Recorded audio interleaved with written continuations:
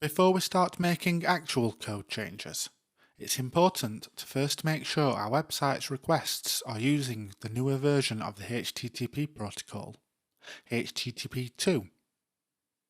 What's the difference between the old HTTP version 1.1 and HTTP 2?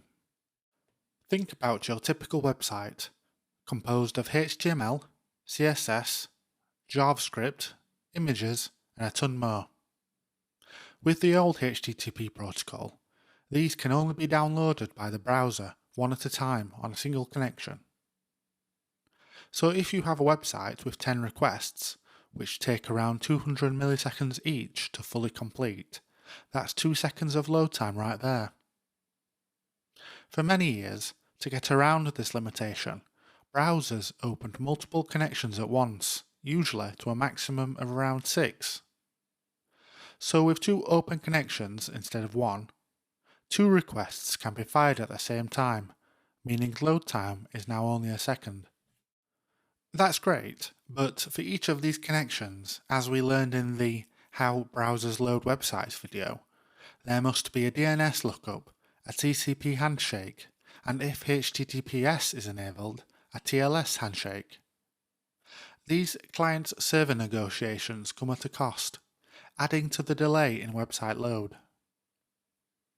Enter HTTP 2, which speeds up this process by allowing the browser to send multiple requests in parallel over a single connection. This means the browser can fire all of its requests at once without any additional connections or further client-server negotiations. This, as you can imagine, is helpful when you're trying to speed up website load times.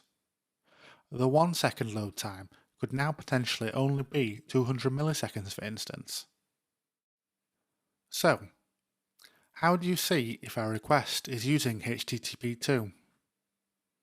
Browser DevTools is one option.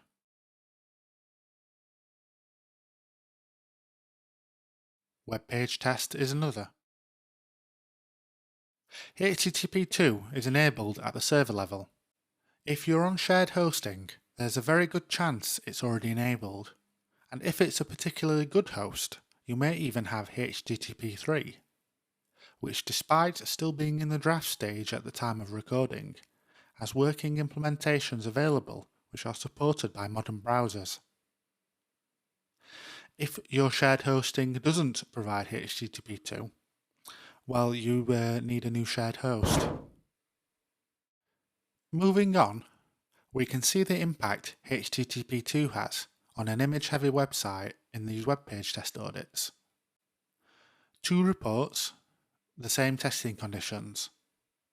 1 report with HTTP 2 and another with HTTP 2 disabled, forcing the browser to fall back to the older HTTP 1.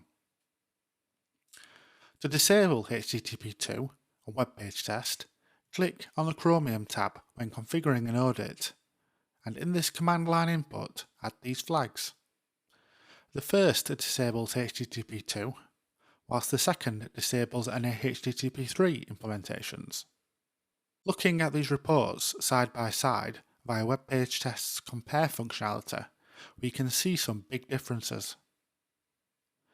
This shows us that the HTTP 1 website takes longer to render, longer to fully load, and takes up more CPU resources while doing so, because resources are being requested much less efficiently. You can see this in action when the timelines overlay here.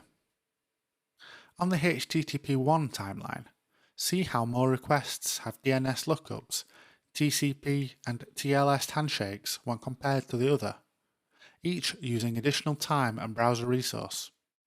And here, you can see the requests being fired, one after another, synchronously. Whilst here, the timeline slope is much thinner because most of the requests are fired together, asynchronously. Thankfully, the shared hosting I use for the test website already has HTTP 2 and HTTP 3 enabled, so performance audits so far have already taken this into account.